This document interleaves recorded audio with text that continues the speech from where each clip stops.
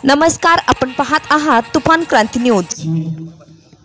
स्वर्गीय शंकरराव मोहिते पाटील साहेब, मोठे मालक स्वर्गीय सुधाकर पंत मालक आणि आपल्या तालुक्याचे भाग्यविधाते स्वर्गीय आबासाहेबांच्या पुण्यस्मृतीस विनम्र अभिवादन करतो।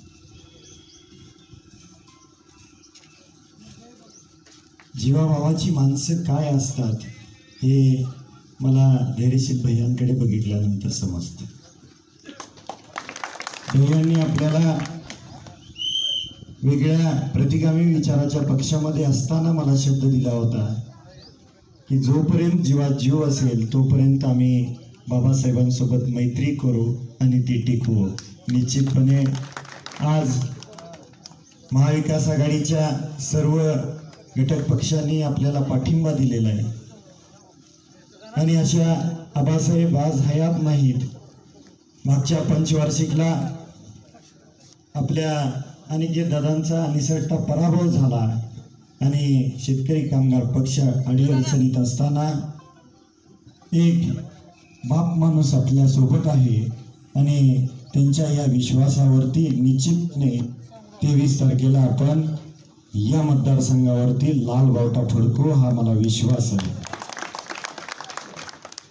या प्रचाराच्या निमित्ताने उपस्थित माढा मतदारसंघाचे नवनिर्वाचित खासदार साहेब धैर्यशील मोहिते पाटील साहेब, या तालुक्याचे आमच्यासारख्या तरुणांचे मार्गदर्शक आणि पवार साहेबांचे विश्वासू माननीय बाबूराव भाऊ, माननीय चांदणे काका, या गावचे सुपुत्र आमचे मार्गदर्शक माननीय गिरीश भाई आणि आता ज्यांनी आपल्याला पाठिंबा दिला असे अतुल मालक, मंचावरील सर्व उपस्थित मान्यवर मंडळी, समोर बसलेले सर्व नेते मंडळी, कार्यकर्ते,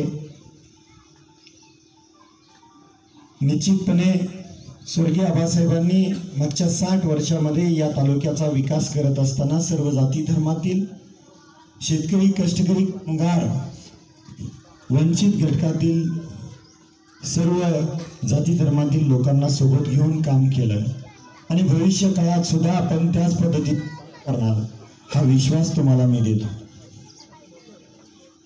आपण ही निवडणूक एक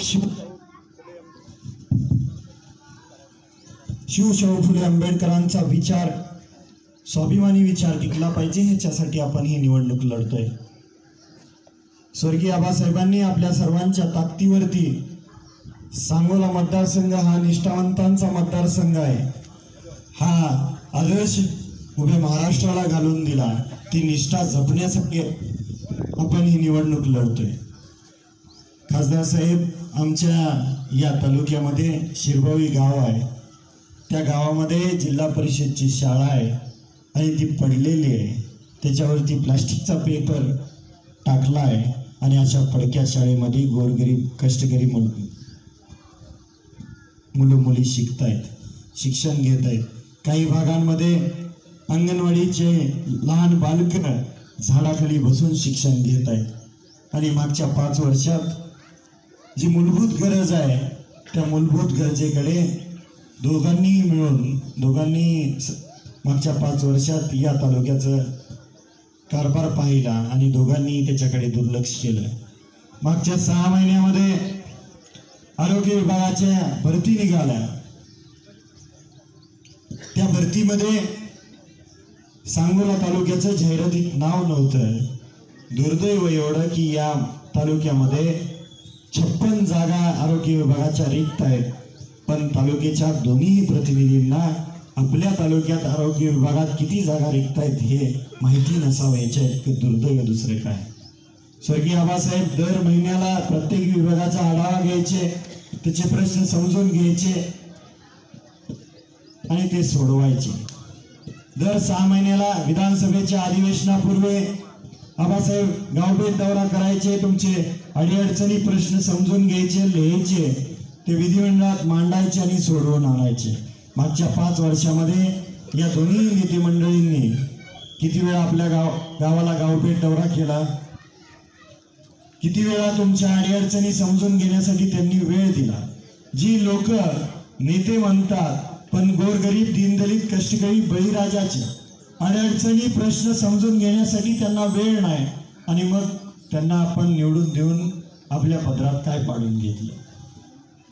स्वर्गीय आबासाहेबांनी आणि नागनाथांना नाईकवाडींनी आपल्या सर्वांना सोबत घेऊन पाणी परिषदा घेतल्या, वेळोवेळी रस्त्यावर उतरून आंदोलन केले, विधिमंडळामध्ये प्रश्न मांडले आणि टेंबू आणि म्हैसाळसारखी योजना वास्तवात आणली. 2019 पूर्वी सांगोला तालुक्यातल्या जवळजवळ 70% शेतजमिनी ओलिताखाली आणल्या. ते दोघेही सांगतात, ज्येष्ठ आहेत, आपण त्यांचा मान सन्मानच करणार, पण दोघेही सांगतात की पाणी आम्हीच आणलं. काही जाहिरातींमध्ये आणि फ्लेक्स वरती लिहिलेलं असतं, काय लिहिलेलं असतं? पाणीदार आमदार. आणि मग या तालुक्यातल्या 15 गावांना अजून पाणी मिळालं नाही. काही शेतजमिनी टेंबूपासून वंचित आहेत, काही शेतजमिनी म्हैसाळपासून वंचित आहेत.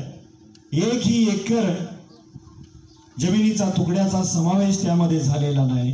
5 वर्षात पाणी आणायला पाहिजे होतं, ते झालेलं नाही. पण सारखं खोटं बोलून जनतेमध्ये जनतेची दिशाभूल करण्याची यांनी मागच्या काही काळामध्ये त्या गोष्टी केल्या. स्वर्गीय आबासाहेबांनी या तालुक्यात शांतता, सुसंस्कृत तालुका आणि महिलांना सुरक्षा मिळण्यासाठी काम केलं. आज काय परिस्थिती आहे? आता समोर दिसणारं पाणी नदीत आहे. ज्यावेळेस पाणी नसतं त्यावेळेस काय केलं जातं? या ठिकाणी रात्रीच्या वेळेस तुम्हाला रस्त्यावरून फिरताना भीती वाटते, कारण रात्रभर काही तरुण मंडळी वाळूचा व्यवसाय केला जातो आणि अमाप पैसा त्या वाळूतून मिळतो. तरुण मंडळी तो सत्कर्मी लावत नाही, व्यसनाधीनता वाढत चाललेली.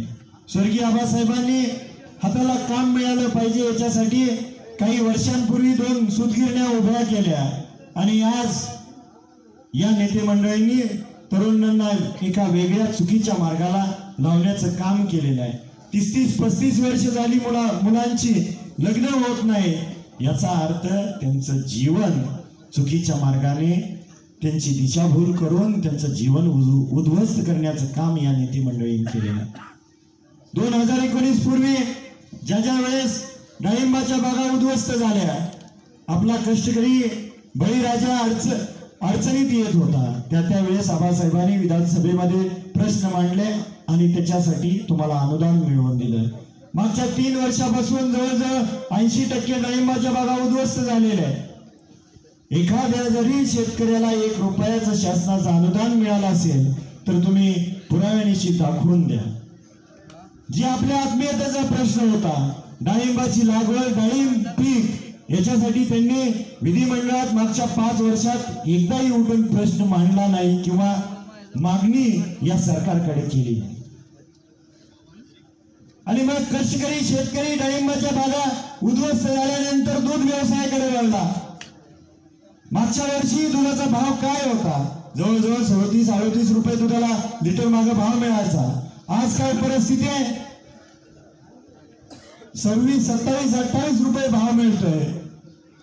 या दोन्ही नेते मंडळींनी मागच्या 3 वर्षामध्ये दुधाचा दर कोसळला त्यावेळेस ब्रश शब्द सुद्धा काढला नाही, एक स्टेटमेंट सुद्धा दिलं नाही. आणि म्हणून तरुणींना हाताला काम मिळालं पाहिजे याच्यासाठी आपण भविष्यकाळात उद्योगधंदे या तालुक्यात आणणार आहोत. शेतीच्या मालाला भाव मिळाला पाहिजे, दुधाला भाव मिळाला पाहिजे, शेतीला वेळेत पाणी मिळालं पाहिजे, याच्यासाठी आपण ही निवडणूक लढतोय. गोरगरीब, दीनदलित, कष्टकरी वर्गातील नागरिकांच्या अडीअडचणी सोडवण्यासाठी आपण ही निवडणूक लढतोय. माता भगिनींना दिवसा डोळ्या शहराच्या ठिकाणी छेडलं जाते, त्रास दिला जातोय. कोणीतरी त्यांना तक्रार करण्यासाठी पोलीस स्टेशनला गेल्यानंतर दोघं मागून फोन करून सांगतात आमचे कार्यकर्ते, कारवाई होता कामा नाही. आज कुणाच्या तरी घरातल्या त्या माता भगिनी आहेत, उद्या त्याला आपल्या सुद्धा घरातल्या माता भगिनींना हा त्रास होण्याची शक्यता नाकारता येत नाही. याच्यासाठी आपण ही निवडणूक लढतोय. निश्चितपणे भविष्य काळामध्ये चांगल्या पद्धतीने आपण निवडणूक लढवूया. 20 तारखेला आपल्या गावातून मतदान रूपी 4 नंबरचं नाव आहे डॉक्टर बाबासाहेब अण्णासाहेब देशमुख, त्याच्यासमोरचं चिन्ह आहे शिट्टी समोरचं बटन दाबून या गावातून भरघोस असं मतदान रूपी आशीर्वाद द्याल आणि 23 तारखेला लाल बावटा फडकून आबासाहेबांना श्रद्धांजली वाहूया, हा निर्धार करूया आपण। यानंतर नवनिर्वाचित खासदार साहेब यांचा सत्कार सर्वांच्या वतीने होतोय।